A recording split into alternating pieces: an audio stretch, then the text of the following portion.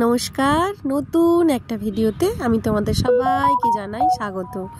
কেমন আছো সবাই বলো? আমি চলে এসেছি একটা জন্মদিন বাড়িতে। তো জন্মদিন বাড়িটা হচ্ছে আমার পাশেরই কোয়ার্টারে। এক দাদাটা যেহেতু একটু বয়স হয়েছে, ভেবেছিল হয়তো জন্মদিন পালন করবে না, যেহেতু দাদা ছেলেমেয়েরা এখানে থাকে না, দাদা থাকে, দাদার মানে যে ওয়াইফ আছে দিদি সে থাকে। তো এরা আমার দিকে দেখে দেখে এই জন্যই হাসছে, বলছে তনু তুমি আমার একটু বেশি করেই ফটো তুলে। দেখো দিদিটা নাচছে, দেখো এই দিদিগুলোকে হয়তো তোমরা চিনেই থাকবে, আমার জন্মদিন বাড়িতে তোমরা সবাই দেখেছো। দেখো ওই দিদিটা বলছে আমাকে একটু ফটো দিও, আমি একটু নাচ করছি। এই যে এই একটা দিদিকে দেখতে পাচ্ছ, যে বাচ্চাকে দেখতে পাচ্ছ, এ হচ্ছে বাঙালি। তো এও নতুন এসেছে। ওই যে দাদাটা যে কেকটা দেখতে পাচ্ছ, ওই কেকটাই কাটা হবে। গপু বলছে মাম্মাম কখন কেক কাটা হবে বলো তো?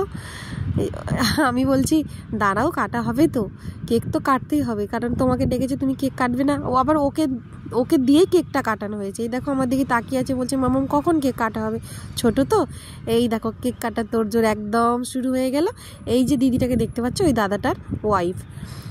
এই যে দাদাটা সব বাচ্চাগুলোকে দাদা ডাকছে, বলছে সব বেবিরা এখানে চলে আসো, সব বাচ্চাগুলো এখানে চলে আসো। কেকটা কি সুন্দর তাই না? দেখো বেশ চারিদিকটা চকলেটে ভরা, মাঝখানটা একটু ফ্লাওয়ার আছে। দিদিটা খুব লজ্জা পাচ্ছে, এই জন্য বলছে আরে এত দেখ, কেকটা অবশ্য কাটাই হয়ে গেল। কি সুন্দর তাই না? এই যে মুখের জন্মদিন, যেহেতু জন্মদিন, মুখের এতটা হাসি সেটাই অনেক, তাই না?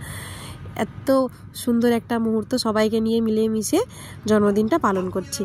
এবার একটা একটা করে দাদা ডাকছে যে সব বাচ্চাগুলো তোমরা চলে এসো। গপুও চলে গিয়েছে, দেখতে পাচ্ছ আমার দিকে তাকিয়ে আছে।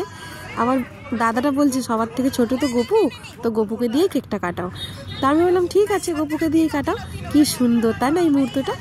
একদম দাদা দেখো, দাদাটাও একদম মানে এত সুন্দর, দাদার কথাবার্তা মানে মন ভরে যাবে, খুব হাসি খুশিতে থাকতে পছন্দ করে। এই যে সবাই মিলে কেক বাতিটা নিভিয়ে দিল।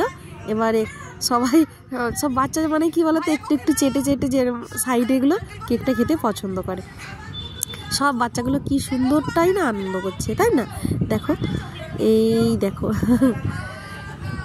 এর নাম হচ্ছে প্রতীক্ষ। ও হচ্ছে আমার পাশের একটু কোয়ার্টারে থাকে, আর আমার সঙ্গে খুবই ভালো, আর সবসময় মানে খুব কথা বলে।